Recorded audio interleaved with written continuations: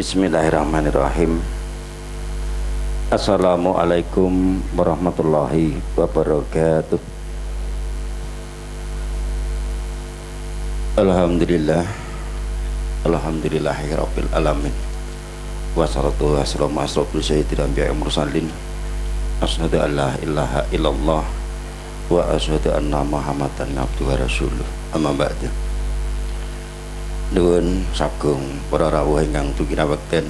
Semoga sakderipun kula dherekaken ngunjukaken rasa syukur boten ngarsa dalem Allah inggih awit saking keparingipun ratri piniji punika kula panjenengan manggih rayu wilujeng kalus ing sambikala langkung-langkung tumanduk pepundhan kinabekten yanipun Ibu Suparti Subatin Sarjana Pendidikan ugi Rokomah Suprayitna MMID satemahing dalu punika saged tanggelar tasakuran kenya ngawontenaken pargian putra kinasih dinggih ngunduh sirat mojo temanten Bagus Agung Budi Pranoto kaliyan warayuniken Nila Mesilia mewahandapaken putra kinasih warayuniken Nabriana Nurvita Sari SST kaliyan Bagus Satya Rama Chandra AMA putra pyanipun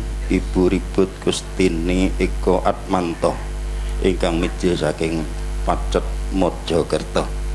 Mugi lekasing sedya Purwa Madya Wasana tan mangging ngrupeda. Rahmat selawat salam mugi tetep Allah limpahaken dumateng Nabi panutan kita sadaya inggih piyambakipun Kanjeng Nabi Muhammad sallallahu alaihi wasallam. Sumrambah ingkang garwa putra sakabatipun sedaya panjenengan lan kula ing pengajeng-ajeng mugi-mugi pikantuk pitulungan pikantuk syafaat wonten ing yaumul kiamah amin ya rabbal alamin. Nuwun kepareng kula ngadeg wonten ngarsa antika boten ateges kula tilar subuh sita tebing tata krami namung mestuti dawuh sahibul bait inggih awit saking marming penggalih remening penggalih gung pirak piraning penggalih kasembatan ngunduh putra ugi ndhaupaken siwi mila panjenenganipun mboten saged matur piyambak wonten ngarsa panjenengan keparengipun kula kinen anyenyulihi menapa wujudipun ing dalu punika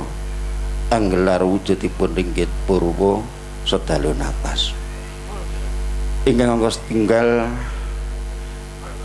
putra agung yanipun Ibu Suparti Subatin Sarjana Pendidikan kang masuk Prayitna MMPD ngaturaken gunging panuwun ingkang tanpa pepindhan dumateng kadang mitra Suntono Tanggi Tepalih langkung-langkung kadang Sinoman Karang Taruna ugi saking Muspika jajaran Polri ugi saking Koramil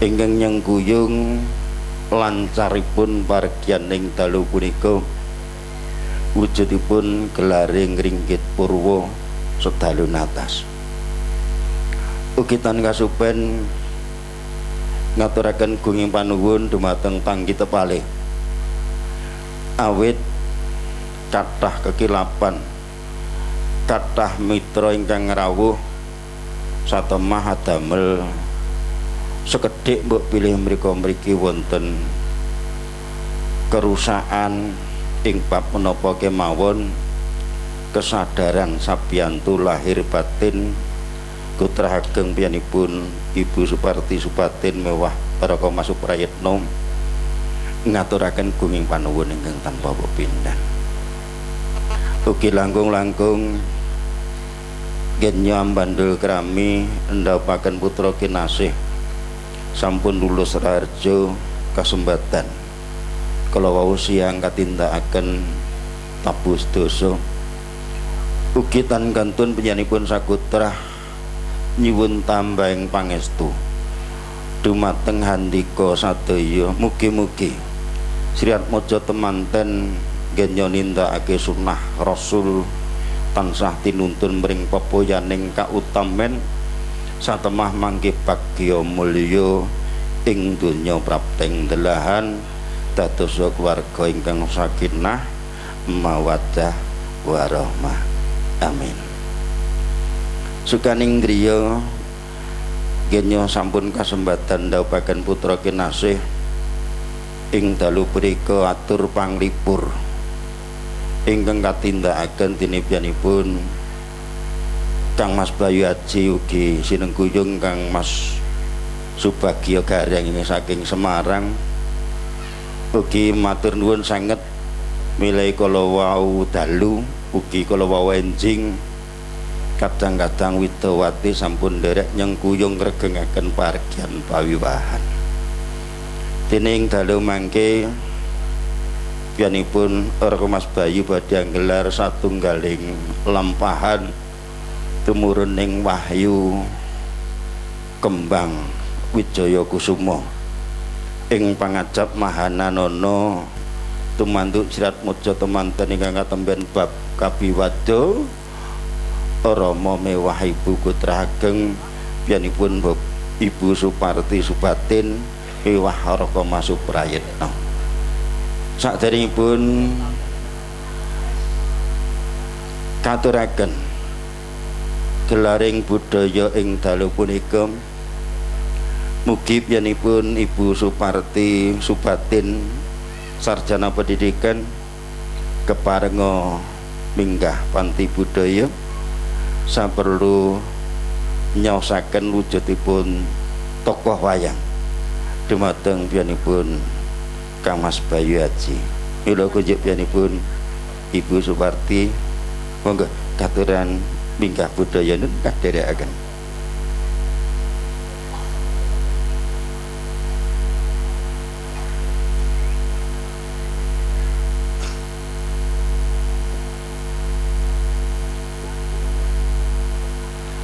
Punten Mas Bayu nggih pratandha lekasing pagelaran ing dalu punika tokoh wayang katuraken dumateng piyambakipun Raka Mas Bayu Aji monggo katuraken. Salaman nggih.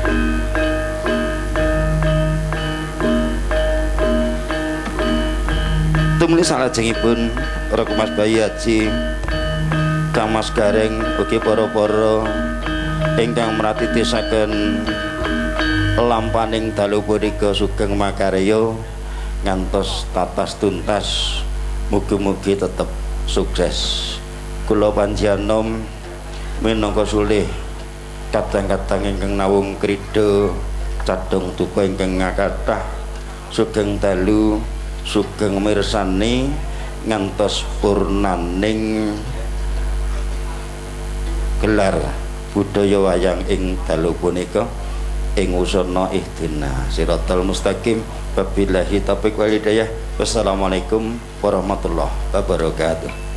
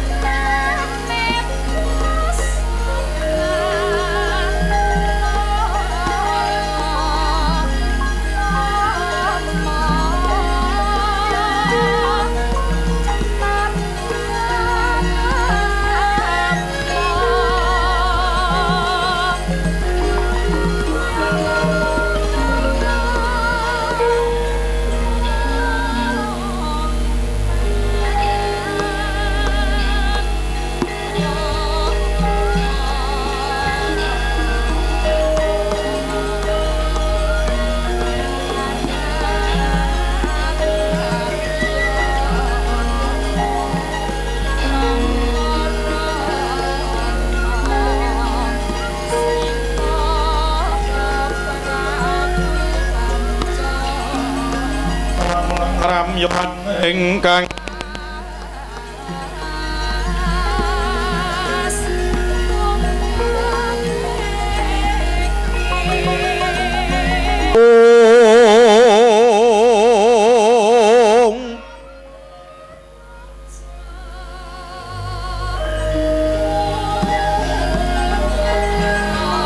sasongko kumanyar om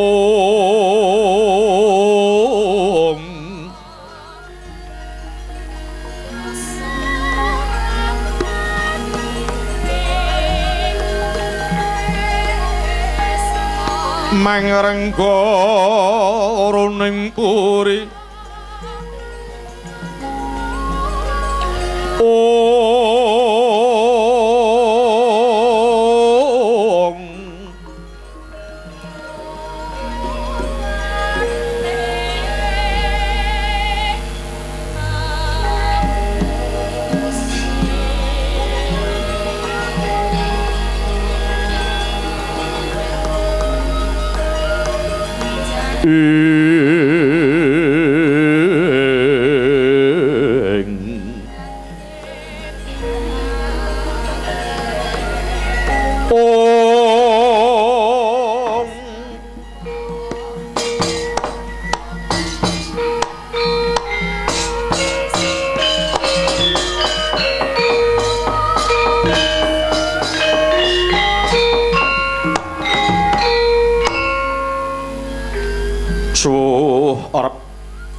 Pitana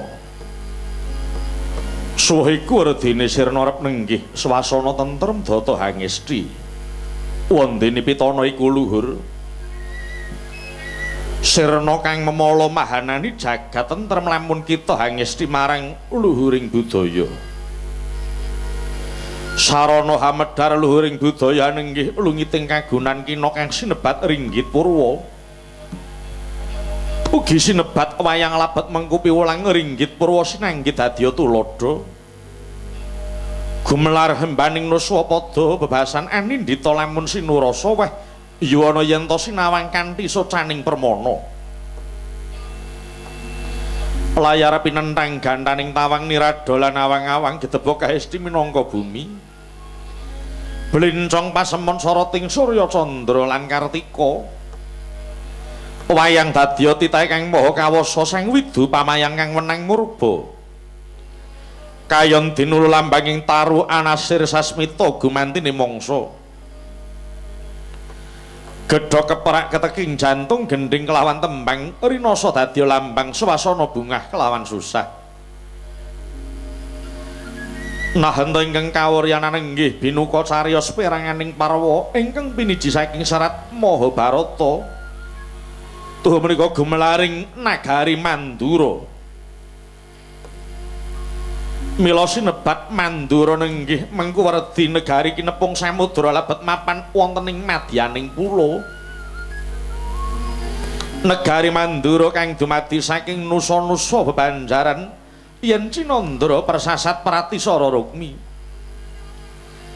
datan kantun binelah sungapaning toya benawi tuwin harga kang hangakasa kinepung Wanadri ginaris Karangkitri negari Mandura pantes sinebat Wara Sundari ing werdine bumi pinilih wanantara teking Jaladri hanggung rineksa dadi pesaban pangupa buga among tani teken tabari tansah lumadi nggenya makarti kanthi tekun hangolah siti temah ketekaning ingkang kaesti Ulumbung silayur tansah sinandi dadi Arja wong sak negari cekap ing ayun turahing wuri pamisaya mina sawega mider samudra nitih palwa kanthi hanggindong Jalayayah Mas Kentar lampahing punang palwa para taruna manunggal sedya puruhita marang Sang Mahadwija aglaring pawiyatan temah dadi janma ingkang sujana bali usada waradin tumengking desa winangun dadi sarana ngusadani penandang raga marga-marga pinaparwarata bali wisma rinengga gapura linis banon pinulas warni sindura Rukuning warga dados teken sarasan minangka rigen. Tan wonten gendak sikara bebrayan saeka praya luhuring asma kinarya japa muhung hanggayuh aruming bangsa. Mila wis pantes negari Mandura sinebat ngancik ing jaman Swarna Dwipa. Sinten ta nanging ingkang ngucapna jejuluke Sang Nata ingkang asta sangsa agung negari Mandura. Sang Nata jejuluk Prabu Baladewa mengku werdi wenang agem kutha kadewatan. Alabet Wasembada dadi balaning dewa wit Wasembada mejahi satruning kayiwangan inggih Nata ngrengga bumi jejuluk Prabu Naga Prasanta. Inggih jejuluk Prabu Balarama mengku werdi mustikaning prajurit. Ya Prabu Halayudha labet wis kaluka Narendra kang sutik mambu tantang. Inggih Sang Nata Kakrasana awit rumuhun dadya sekaring para taruna ing Widara Kandhang. Ya sinebut Wasi Jaladara awit us Narendra datan darbe rasa keselan darbe rasa lungkrah. Inggih Sang Kusumawali kita awit dadya mustikaning para nata. Ya Sang Prabu Karsana mengku werdi ingkang kinersakaken kepengin damel pepadang. Nyata Sang Nata Prabu Baladewa majaning Narendra Mandura sawargi Prabu Basudewa ingkang mijil pembayun. Wata kaya mangkono nuju ari Respati nyarengi mangsa palguna Sang Katong Miya Siniwaka lenggah ing dampar Denta sesemek permadani pinulas kang Sekar Tanjung. Sinebaran Horapsari Ginanda Widalisah Jebat Kasturi satemah kongas gandaning Sang Nata nganti prapting paringgitan.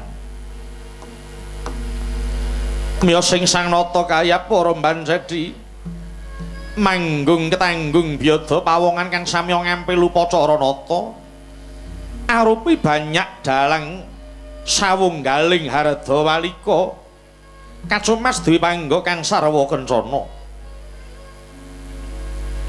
Temasirna kamanungsanira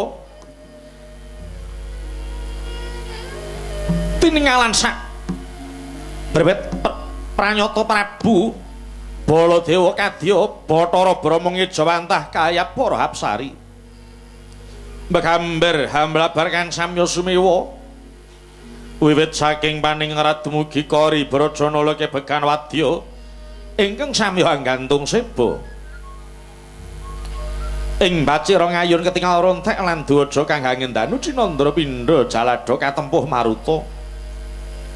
Swasana rep sidhem permanem tanana swara kang nyabawa. Amung kapiyarsa swara dawaing tusara kahiring gusali kang lagya makarti. Pating sareng kling imbal ganti lir swantening Mandyaraga. Sumawura jeng kukila kelangenan nata ingkang den piyara abdi dalem kinasih nama Kyai Kukila Reksa saya hamawe asrining panangkilan. Hanenggih ingkang pareng abiyantara ing Arsanata alah menika kekasih Raden Patih Sara Pragata. Urangka kang keladuk sumeh dasar pinter momong ratu sak kaulane ora muka kinasih marang Sang Nata. Kasambeting wuntat ketingal pasebaning Patih Mban Suraprabawa. Ing jawi handher hamlabar sangya para prajurit ing samya anggantung seba. Sampun dangun denya lenggah Siniwaka Nata Mandura Prabu Baladewa ewa semanten dereng kapiyarsa ing dadya pangandikani. Teka mangkono haturing Patih Pragata mecah marang sepine kang swasana.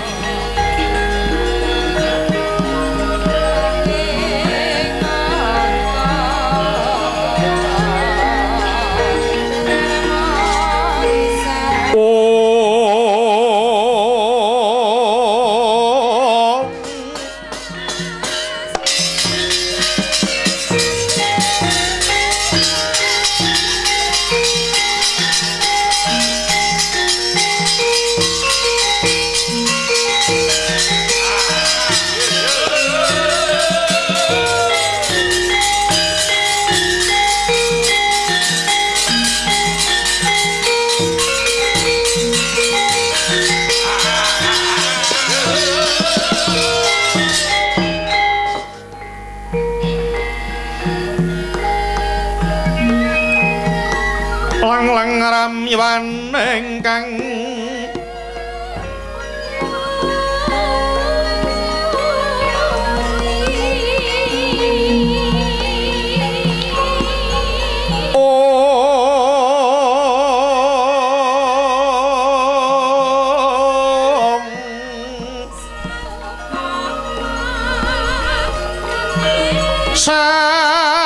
sasongko kumanyar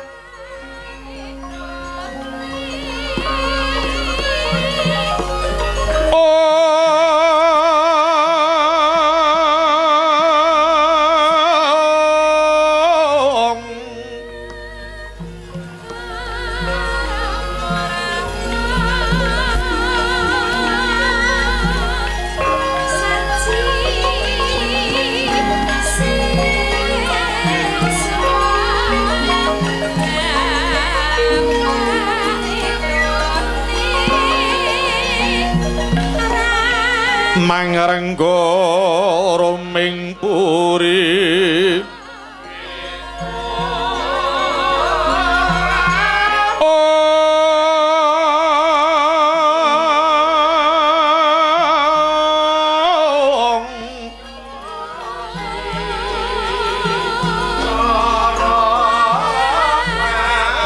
mangken tanpa siring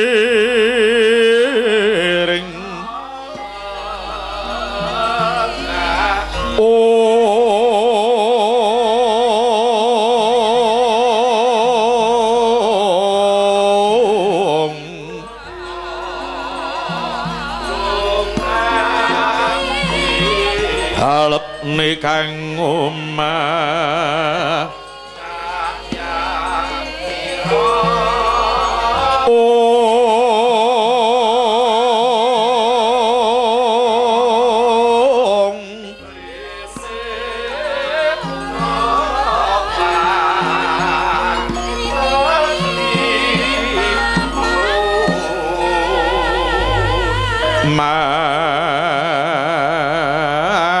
maflir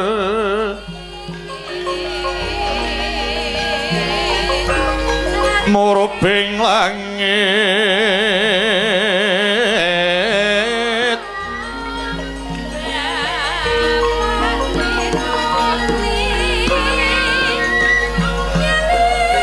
tekian sarawa maneh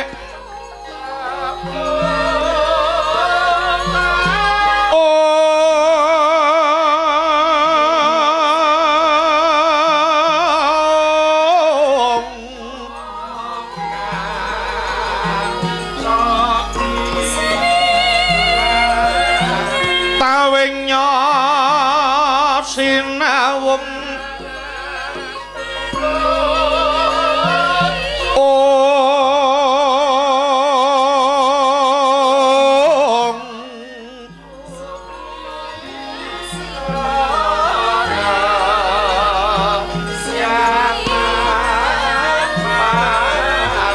sat-sat sekara sinuji hungyan sang Irawati lawan risang nata Baladewa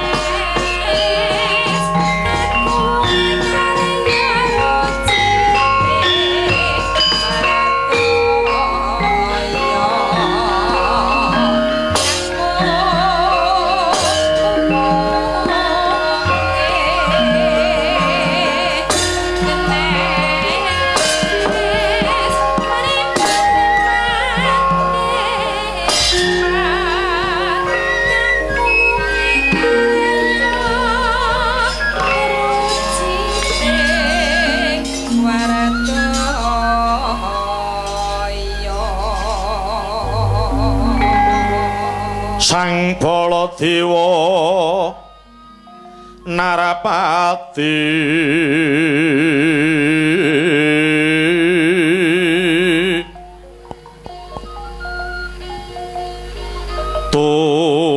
tuwin Nareswara Kresna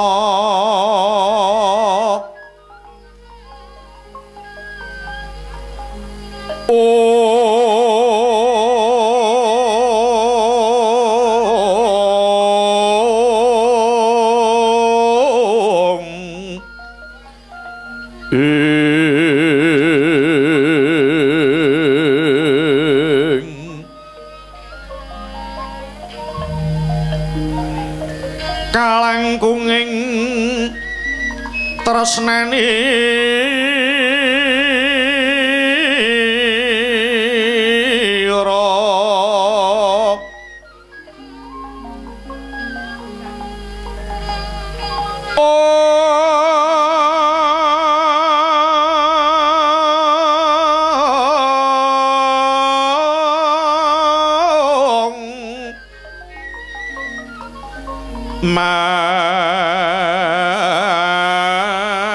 marang Dyah Banon Cinawi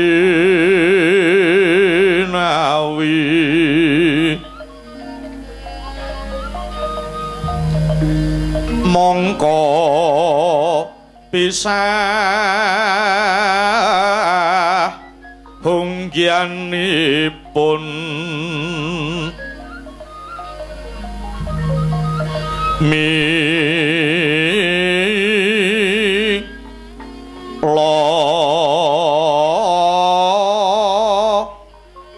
tansah tanya warta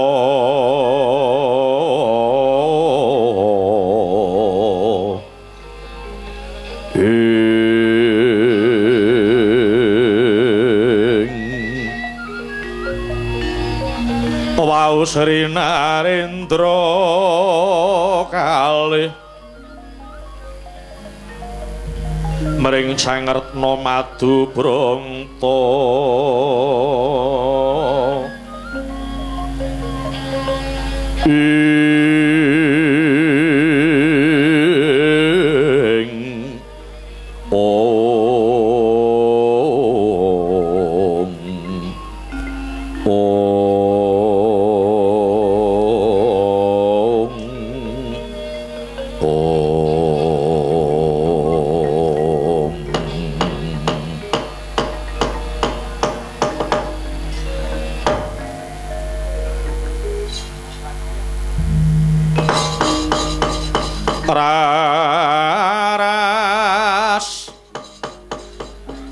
ing halenggah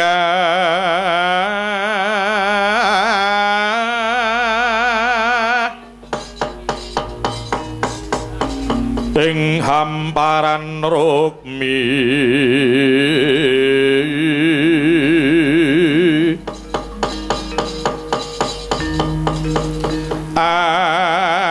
akarya asmara hanawung sembada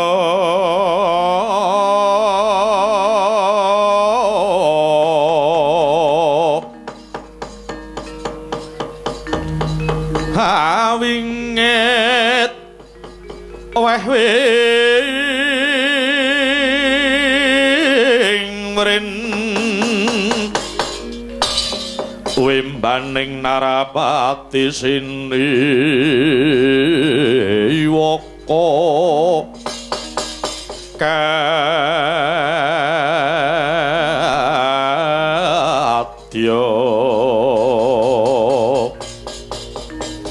maha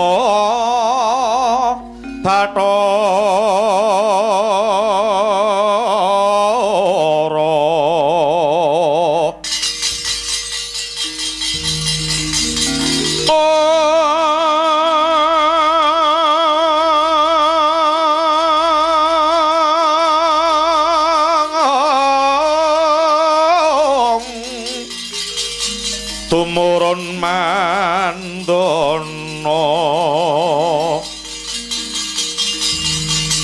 parasitaning dadi arah-arajaning praja sang bupati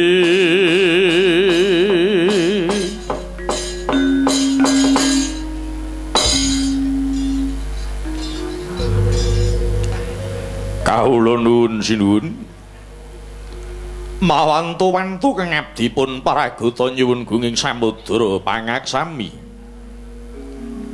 dene kula wanuh-wani matur wonten ing ngarsa Madukana ingkang tanpa tinimbalan inggih labet menapa sampun dangwanggen kula sowan ewa semanten Padukendra dereng kepareng paring dawuh kepara kula tingali Padukendra kados nembe nawung Sungkawa menika menggalih perkawis menapa kula suwun Paduka sinuwun emut dhateng sabdaning para winasis ingkang suraosipun Narendra Siniwaka menika mugi saged adamel tentrem sampun ngantos damel tingtring menawi Paduka dangu mboten ninggal paring dawuh saged mahanani tutuh tinutuh ing antawisipun para nayaka Paduka ing Mandura mriki malah kepara saged mahanani goreh rongeh ing sami sowan ngabiyantara menika sinuwun palugon laguning lekas kula kita linuting kidung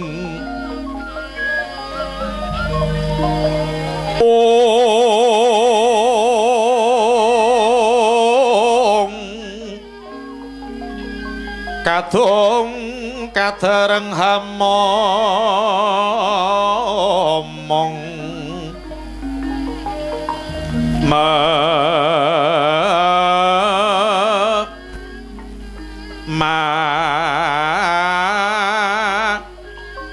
ngon manah rahayu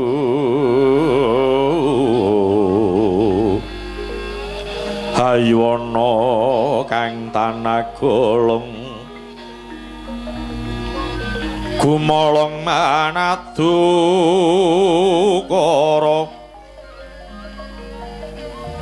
karenane ora mangapus puspita wangsalan semon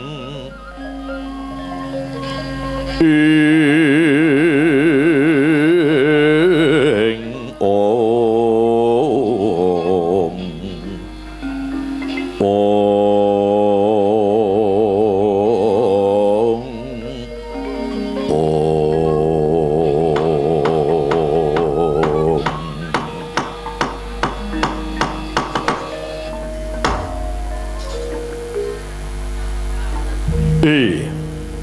Paraguta kula wonten timbal kadhawuh sinuwun amiji dhateng adi paduka kula pun Paraguta lan sira Prabawa nun wonten timbal kadhawuh sinuwun amiji dhateng abdi paduka kula pun Bansura Prabawa kawula nun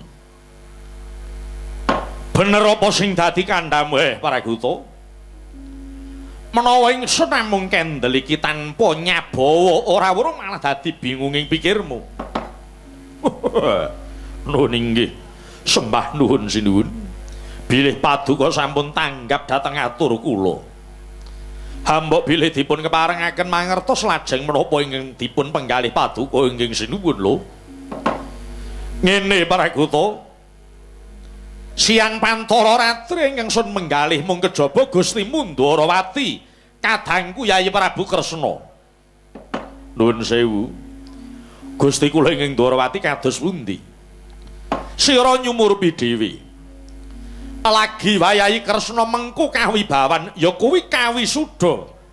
Minangka Narendra ing Ndharawati awit dheweke wis bisa nyirnake ratu buta. Sak patihe ya kuwi Prabu Yudhakala Kresna lan Patih Kudakala Kresna kang ngarsa ngraman marang Kahyangan Suralaya. Ning kena ngapa? Dene wektu dina iki Kyai Kresna jengkar saka praja ing tanpa pepoyan. Nganti ndadekake bingunging para nayaka lan kawula apa dene Kyai Jembawati. Kyai Kresna apa ora ngurmangsani yen wektu dina iki dheweke dadi payung agung tumrap marang kawula Ndharawati. Kudune Kyai Kresna kuwi bisa ngelingi nalika Narayana biyen direwangi arang-arang saba kasatriyan Banjar Patoman betek labet nggone kepengin ngudi marang tumuruning kanugrahan. Wis kasebadan sedyane dina iki Kyai Kresna wis jumeneng nata ning Praja Ndharawati.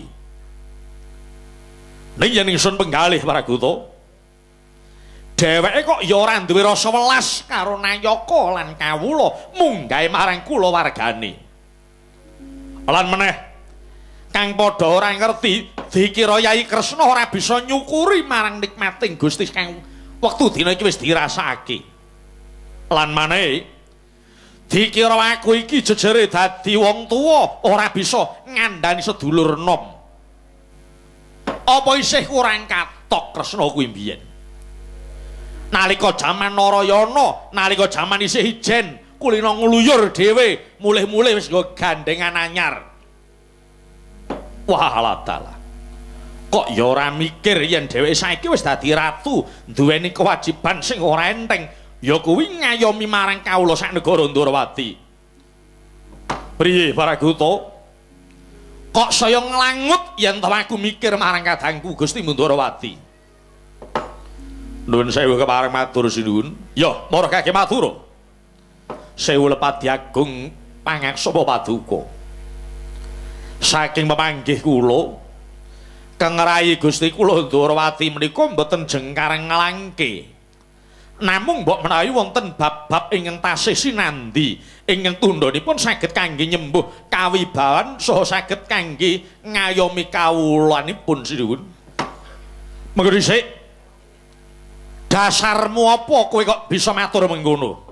Kula ngertos wiwit timur ngantos dewasa paduka ingkang sinuwun lajeng Raden Narayana dalah Raden Ayuwara Sembadra menika dipun gulawentah kalian Bibi Sagopi kalian Paman Antiyogupa wonten ing Widara Kandhang. Kanthi mekaten paduka sakadang sampun ngraosaken rekaosipun tiyang gesang wonten ing Karang Pradesan. Nadyan Paman Sagopa menika namung sak derajating tiyang angin lembu nanging nyatanipun pinter nggulawentah dhateng lare. Buktinipun sareng sampun sami dewasa sedaya dados prayagung luhur. Kepara kengrayi Sinuhun Kresna wiwit duk nalika tasih timur kekasih Raden Narayana. Sugengipun boten namung mikiraken pribadinipun piyambak. Raden Narayana menika tansah mbudidaya dhateng indak ing panggesanganipun para kawula ing Mandura kadosta. Paring sandang tiang kawudan, paring buga tiang keluwen, paring kudung tiang kepanasan, paring payung tiang kejawan. paring teken tiang kalunyon saha paring pepadang dhateng tiang ingkang nandhang pepeteng ugi mboten kantun bangun papan pangibadah. Gusti kula Narayana menika dipun alem inggih mboten bungai, dipun awon-awon inggih ketingal sabaripun. Hebatipun malih Kang Rayi Narayana nalika semanten mboten nate ngetingalaken dumeh Kadang Narendra. Nyatanipun mboten gendung kumalungkung, mboten nate ngersai paduka sinuwun menapa-napa, sedaya mentas piyambak. Dasaripun Kang Rayi Narayana menika remen nguwongke wong. Lah, pramila mboten muka kathah tiyang ingkang sami mestani bilih Kang Rayi menika satunggaling parayagung ingkang sugih tanpa bondo, ngluruk tanpa bala menang datan ngasorake. Inggil boten ngungkuli, andhap inggih boten kungkulan. Sedaya kala wau inggih labet anggenipun tansah njagi asma tuwin kawibawan darah Mandura. Mangkono Praguta, nuwun inggih sinuwun. Ya, Praguta iya. Muga-muga lungan Yayi Kresna saka Ndarawati ora lunga mburu seneng. Ning lunga kang mawa pengangkah. Lamun besok wis timbul lan lenggah dampar Ndarawati meneh bisa nyembuh yuwananing kawula Ndarawati Praguta. Kawula nuwun inggih sinuwun. Ya mung kudu dingerteni Praguta. Ana pepeling saka para luhur ingkang surasane menggene. Sing jejeg durung mesti bener. Sing bener durung mesti becik. Sing becik durung mesti disenengi wong akeh. Inggih sinuwun. Lakar donya menika tetimbanganipun inggih namung wonten werni kalih. Ala becik bunga susah padang peteng seneng kalih boten seneng. Wah, yen lagi seneng oleh ngumpak ora kira-kira. Oleh ngalem, oleh junjung-junjung. Niku nek lagi seneng. Mangke menawi sampun boten remen, entek amek kurang golek sing elek-elek. Mula Praguta supaya uripe aja nganti padha numbuk bentus marga kelangan kiblat. Wajib ya aja ninggal marang piwulang agama kang padha dirasuk dhewe-dhewe. Ing pamrih uripe dimen tansah ngayoman dening Gusti Kang Nyipta Jagat Praguta. Lho niki kaluhuran sabda paduka sinuwun. Nanging Praguta yen nganti ngeri kalenggan iki Gusti Ndarawati ora enggal tumuli timbul, aja wedi kangelan.